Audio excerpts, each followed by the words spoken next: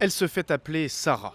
Pour protéger sa sœur et sa cousine toujours aux mains de Daesh, elle se cache derrière des lunettes et un foulard.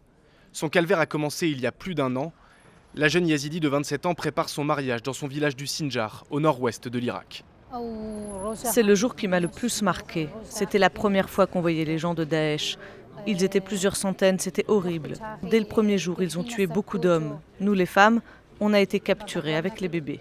Parmi les hommes exécutés, son père et ses 3 frères. Sarah, elle, est désormais esclave du groupe État islamique. Elle passe 2 mois et demi dans une école à assister aux viols et aux exactions commis par les djihadistes, parfois sous ses yeux. Je priais Dieu pour que je meure. Quand j'entendais leur chef arriver, je me cachais dans les toilettes, où j'essayais de m'enlaidir le plus possible pour ne pas attirer son attention. Je n'ai jamais senti le moindre regret dans leurs yeux. Est-ce que c'est humain de torturer des gens devant les leurs? Pour moi, ce ne sont pas des humains. Sarah comprend alors qu'elle n'a plus le choix. Si elle veut survivre, elle doit s'évader. Elle remarque que ses geôliers ont un peu baissé la garde depuis quelques jours. C'est sa chance.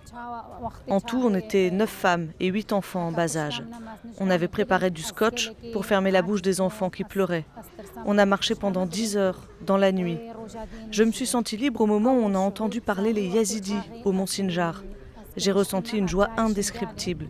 Mais en même temps, je savais que les miens étaient encore là-bas. Depuis 2 mois, Sarah et sa petite sœur ont trouvé refuge dans un centre en Allemagne près de Stuttgart. Elle n'a toujours pas retrouvé le sommeil.